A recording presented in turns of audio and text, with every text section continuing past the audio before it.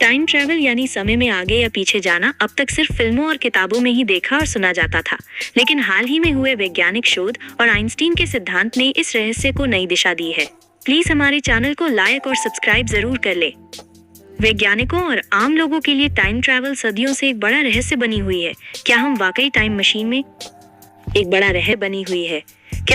Time machine में बैठकर भविष्य या अतीत में जा सकते हैं? यह सवाल सभी को हैरान करता है और जवाब की तलाश जारी है। आज हम आइंस्टीन के सिद्धांत से इस रहस्य को समझने की कोशिश करेंगे। 19वीं सदी के महान वैज्ञानिक अल्बर्ट आइंस्टीन ने सापेक्षता का सिद्धांत दिया, जो टाइम ट्रैवल के मामले को गंभीर बनाता है। इस सिद्धांत में आइंस्टीन ने समय और स्थान को एक साथ जोड़ा। उन्होंने कहा कि समय हर किसी के लिए अलग अलग गति से चलता है।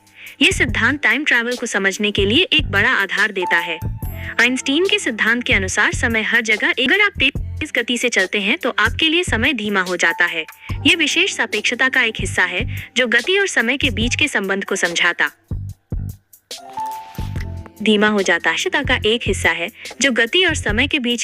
को समझाता है।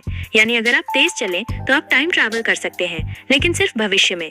क्या आप जानते हैं कि सैटेलाइट और हवाई जहाजों की घड़ियां धरती से अलग समय दिखाती हैं? ऐसा जनरल रिलेटिविटी की वजह से होता है, जो गुरुत्वाकर्षण और समय के बीच के संबंध को समझाता है। आप धरती से जितना ऊपर जाएंगे, गुरुत्वाकर्षण उतना ही कम होगा और समय तेजी से चलेगा। यह छोटा सा अंतर टाइम ट्रैवल की सच्चाई को साबित करता है। ब्रह्मांड में सबसे तेज चीज प्रकाश है, जिसकी गति 299,792,458 मीटर सेकेंड है। आइंस्टीन ने कहा था कि इससे तेज कोई चीज नहीं चल सकती। अगर आप प्रकाश की गति से चलेंगे तो समय आपके लिए रुक जाएगा।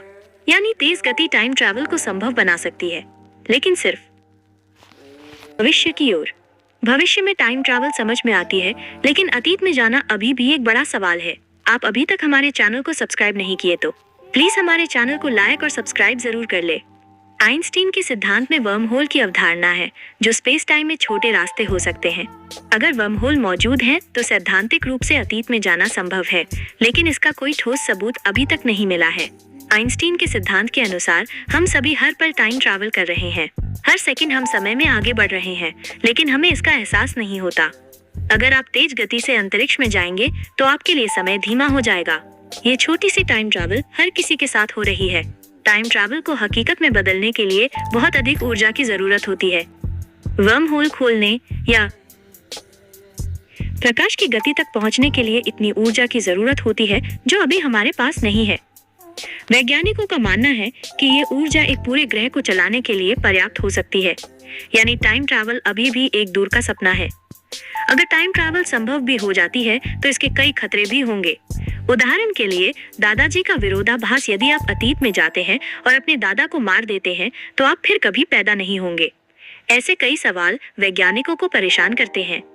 टाइम ट्रैवल के नियमों को अभी तक की है।